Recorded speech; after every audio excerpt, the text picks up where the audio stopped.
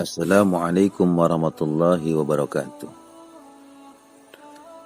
Indonesia kita sudah cukup lama dilanda wabah penyakit demam maksiat. Dan saat ini wabah tersebut semakin parah.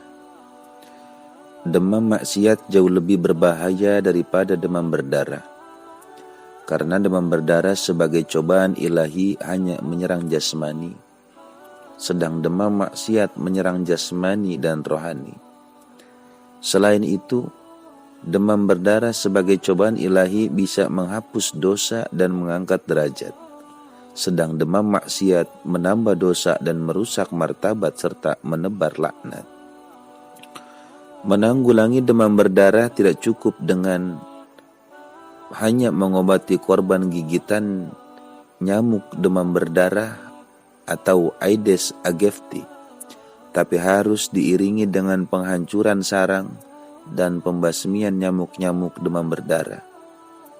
Begitu pula menghadapi demam maksiat, tidak cukup hanya dengan mengobati korbannya, tapi juga harus disertai dengan menghancurkan sarang maksiat dan pembasmian nyamuk-nyamuk maksiat. Mereka yang menebar kemaksiatan seperti sindikat pemurtadan, pemuja iblis perdukunan, produsen, distributor, dan penyalur dan pedagang minuman keras, para pengedar narkoba, bandar-bandar perjudian, mucikari, penyebaran pornografi, porno aksi, dan para pengusaha tempat hiburan maksiat, beserta para preman penjaganya dan oknum-oknum pelindungnya adalah nyamuk-nyamuk maksiat.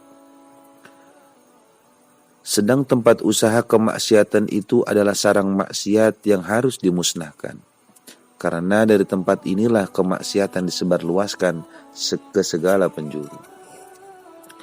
Adapun anggota masyarakat yang terjebak program pemurtadan, praktek perdukunan, mabuk-mabukan, mengkonsumsi narkoba, orang miskin yang berjudi karena tergiur janji para bandar, atau gadis-gadis desa yang tertipu dan dipaksa jadi PSK, siswa SD yang memperkosa teman mainnya akibat nonton VCD porno, dan lain sebagainya yang terjebak dalam perangkap kemaksiatan.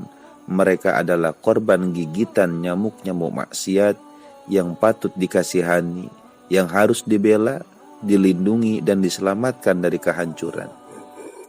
Dan waspadalah, hari ini mungkin anak orang lain yang terampok akidahnya, terperosok dalam kemusyrikan, dicekoki miras, terkena narkoba, terjerat judi, diculik dan dipaksa jadi PSK, diperkosa teman mainnya sendiri akibat VCD porno.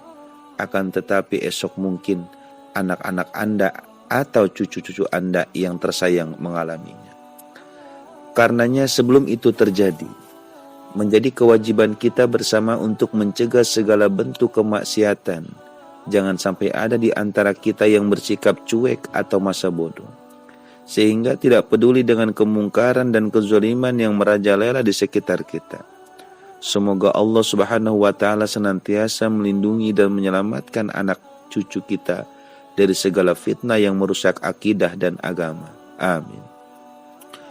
Terkait dengan hal di atas, maka golongan nyamuk-nyamuk maksiat merupakan kelompok orang yang secara terang-terangan melakukan pelanggaran dan penistaan kepada agama dan konstitusi Negara Kesatuan Republik Indonesia yang berdasarkan ketuhanan yang Maha Esa, kemanusiaan yang adil dan beradab, persatuan Indonesia, kerakyatan yang dipimpin oleh hikmat kebijaksanaan dalam permusyawaratan perwakilan dan keadilan sosial bagi seluruh rakyat Indonesia.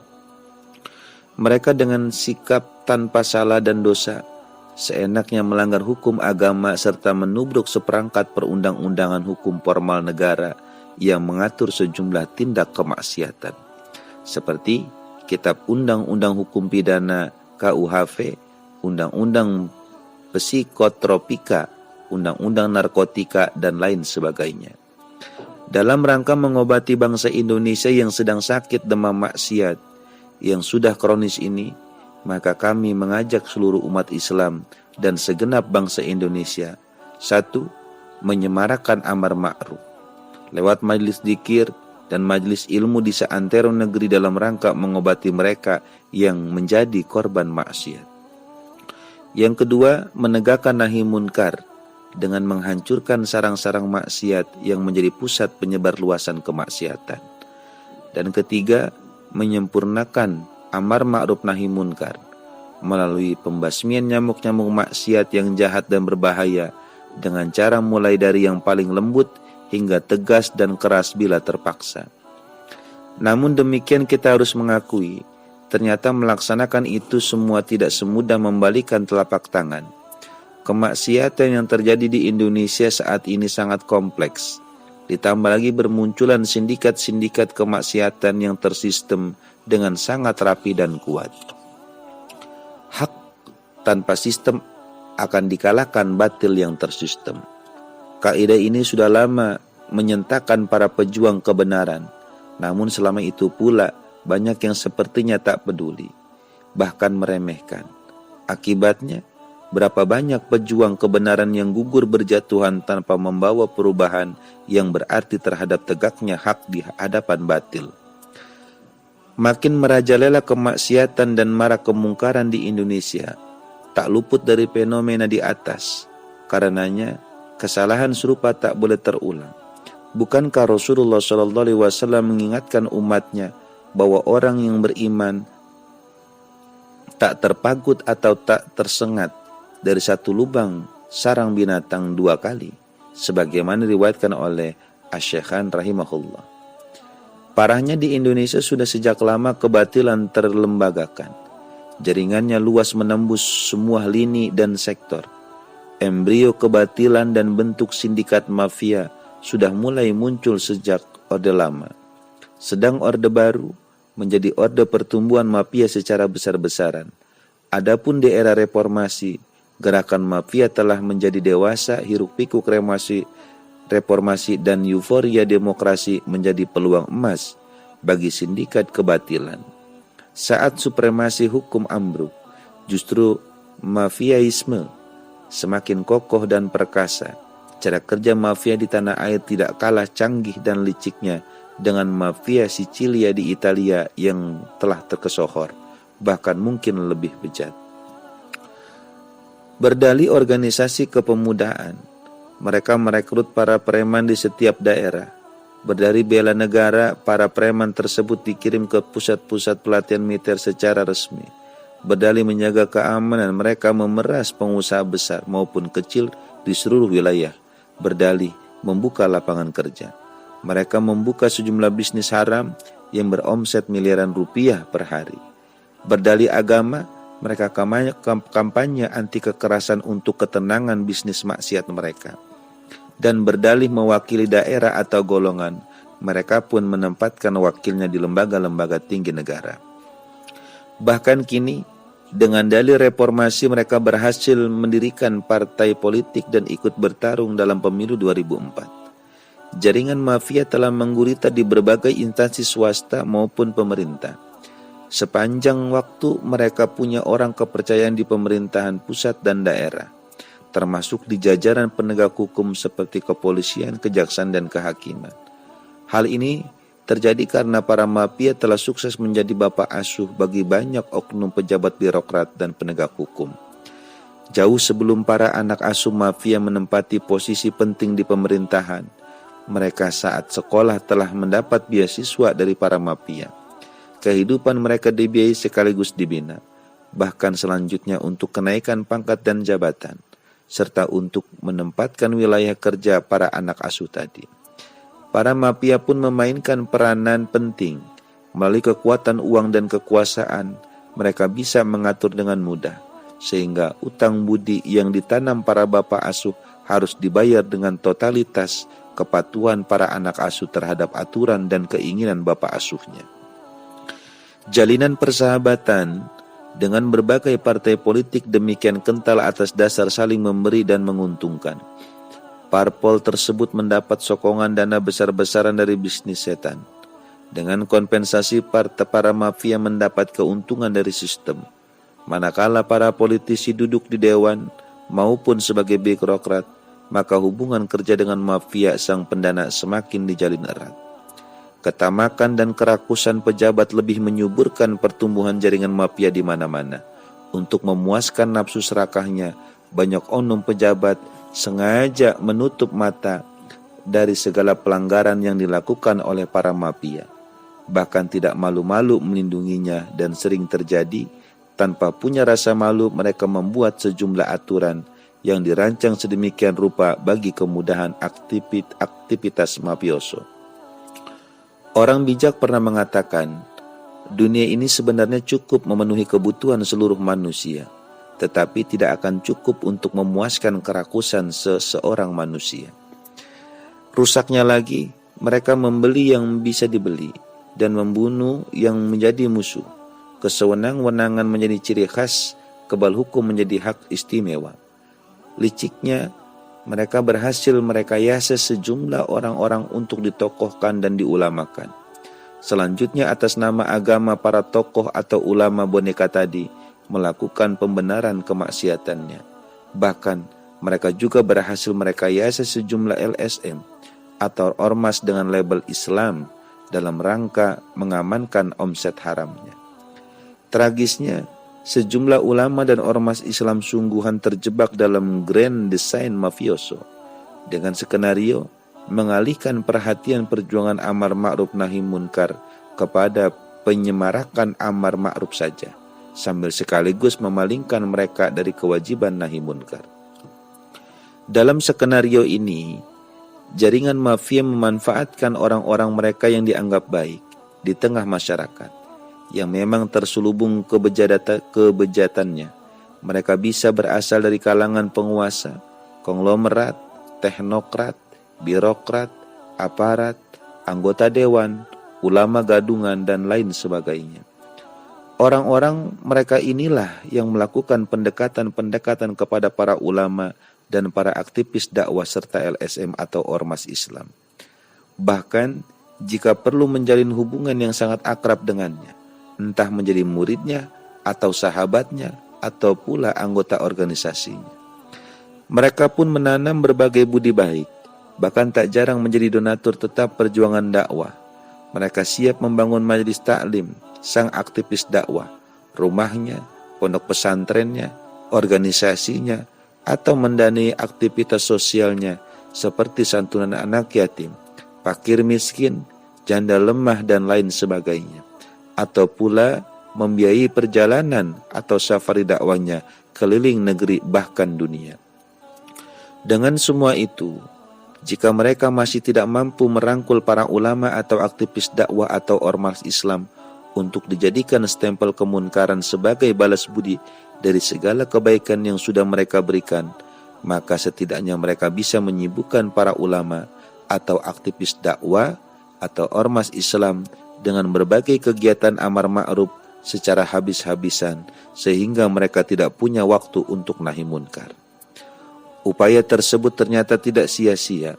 Buktinya, sejumlah ulama, aktivis dakwah, ormas Islam disibukkan dengan amar ma'ruf hingga melupakan kewajiban nahi munkar.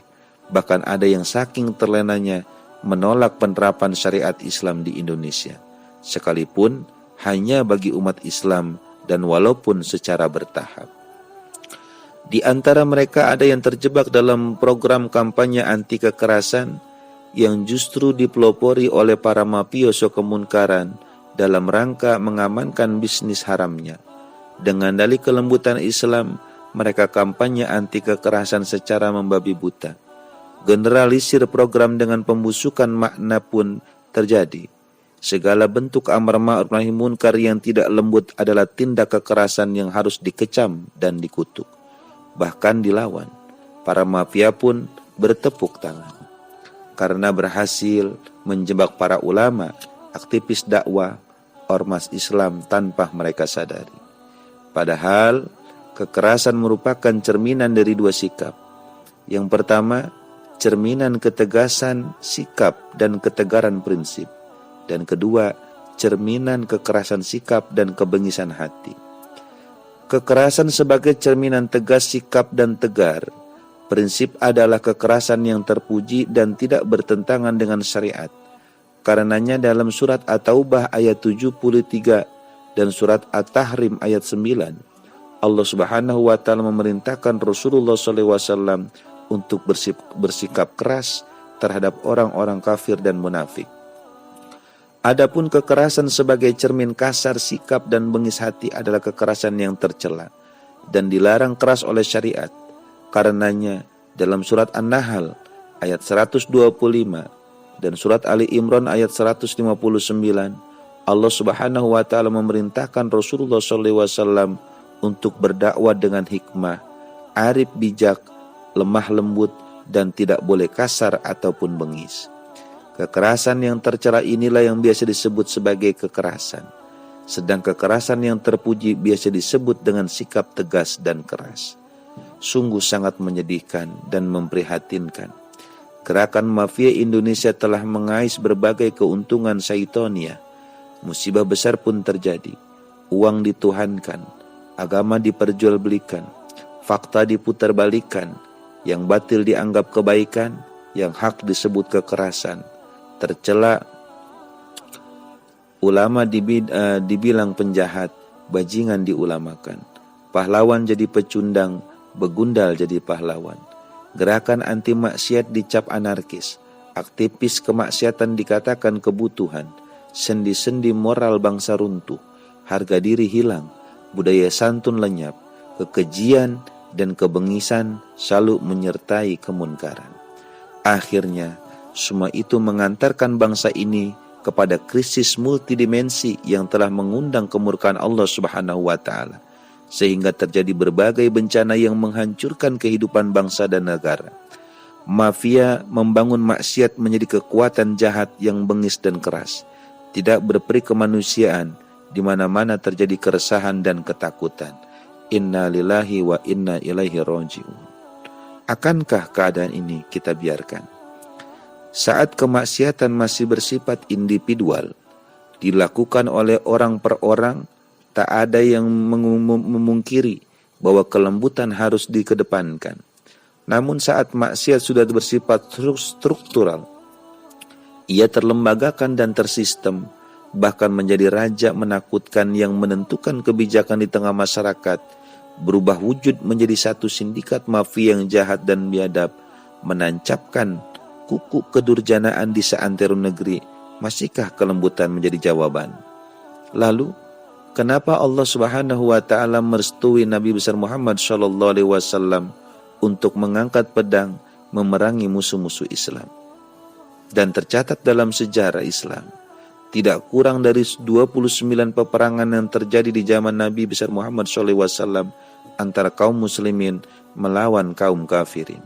Bahkan sejumlah peperangan terjadi pada bulan-bulan haram. Perang adalah kekerasan. Darah tertumpah, ribuan nyawa melayang, harta benda musnah. Anarkiskah Nabi? Bengiskah beliau? Tercelakah kekerasan perangnya Rasulullah? Demi Allah, Rasulullah SAW adalah orang yang sabar, bijak lagi lemah lembut. Namun, kearifan beliau tersebut tidak mengurangi sikap tegas, berani dan keras terhadap kemaksiatan dan kekufuran. Orang silakan berteriak bahwa amar ma'ruf nahi munkar dengan menghancurkan kemaksiatan adalah tindak kekerasan yang merugikan materi milik orang lain. Tapi dia lupa atau pura-pura lupa bahwa kemaksiatan itu sendiri adalah tindak kekerasan yang merugikan akhlak dan moral banyak orang yang tidak bisa dinilai dengan materi. Orang silakan berteriak bahwa amar ma'ruf nahi munkar dengan meremukkan kemaksiatan adalah tindak anarkis yang mengantarkan kepada mudarat yang lebih besar. Tapi dia lupa atau pura-pura lupa bahwa kemaksiatan itu sendiri lebih dari sekedar anarkis, karena telah menimbulkan mudarat yang sangat besar selama keberadaannya, dan ia siap menimbulkan mudarat yang lebih dahsyat lagi apabila dibiarkan tetap berjalan. Jadi jelas, lembut dan keras hanya soal teknis amar ma'ruf nahi munkar. Jangan dipertentangkan. Lembut ada tempatnya, dan keras ada saatnya. Keduanya memiliki dalil syar'i yang bisa dipertanggungjawabkan. Mengedepankan kelembutan adalah kemestian, namun tatkala kebrutalan tak dapat dihentikan kecuali dengan kekerasan, maka kekerasan menjadi keharusan. Islam adalah agama perdamaian, tapi bukan berarti pasrah kepada kemunkaran dan kezaliman. Islam adalah agama kelembutan, tapi bukan berarti diam terhadap kebengisan dan kebrutalan. Setiap kampanye perdamaian untuk memadamkan api perlawanan terhadap kemunkaran dan kezaliman adalah pengkhianatan. Sebaliknya, setiap kampanye perang untuk melawan kemunkaran dan kezaliman adalah perjuangan. Semua kampanye kelembutan dengan tujuan membiarkan kebengisan dan kebrutalan maksiat adalah kejahatan. Sebaliknya, semua kampanye kekerasan untuk menghentikan kebengisan dan kebrutalan adalah kebajikan. Damai terhadap kemungkaran dan kezaliman adalah kemunafikan. Lembut terhadap kebengisan dan kebrutalan adalah kefasikan. Semua sikap tegas dan keras dalam melawan kezaliman, membasmi kemunkaran, memerangi kebengisan, dan menghentikan kebatilan adalah perjuangan menciptakan kedamaian dan kelembutan. Wahai umat Islam, wahai bangsa Indonesia, bangkitlah engkau sebelum Indonesia menjadi republik mafia. Ingat, jika mafia yang menguasai dan mengatur negeri ini, kebebasanmu akan dirampas, langkahmu akan dibatasi, mulutmu akan dibungkam, hidupmu akan diganggu, usahamu akan diporak-porandakan, jiwamu akan diancam, harta bendamu akan dirusak, keluarga dan keturunanmu akan dihancurkan, kebahagiaanmu akan dimusnahkan.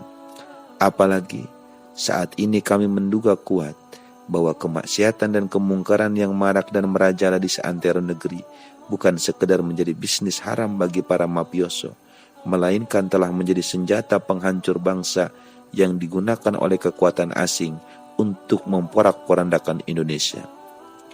Sejak keruntuhan kekuatan komunisme internasional yang ditandai dengan pembubaran Uni Soviet dan pengkotakan negara-negara Balkan, kekuatan kapitalisme internasional yang dimotori oleh Amerika Serikat dan Eropa Barat telah secara terang-terangan menjadikan kekuatan Islam sebagai ancaman serius bagi kepentingan mereka.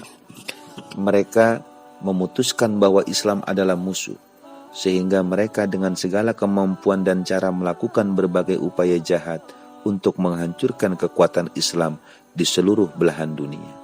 Karenanya, kita tidak terkejut dengan paradigma konflik Barat Islam yang diusung oleh para sarjana Barat, di antaranya adalah tesis Samuel V. Huntington yang sangat populer dengan judul Clash of Civilization atau benturan peradaban.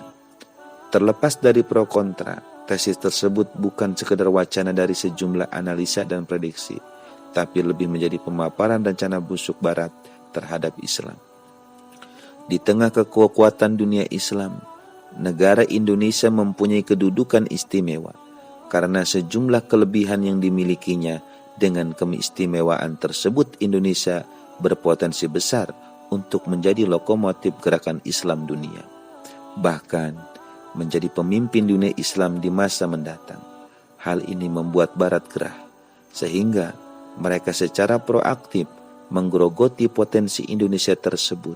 Tidak heran jika Indonesia akhirnya menjadi target utama penghancuran, agar supaya negeri ini tidak menjadi ancaman serius di kemudian hari bagi nafsu Barat yang ingin selalu menguasai dan mengendalikan. Mudah-mudahan informasi ini bermanfaat untuk kita. Insya Allah ke depan kita akan bahas lagi tentang selanjutnya bagaimana pemaparan Habib Rizik, Imam Besar Al-Habib Muhammad Rizik Syihab dengan organisasi yang dipimpinnya, yaitu Front Pembela Islam, dalam menegakkan amar ma'ruf nahi munkar.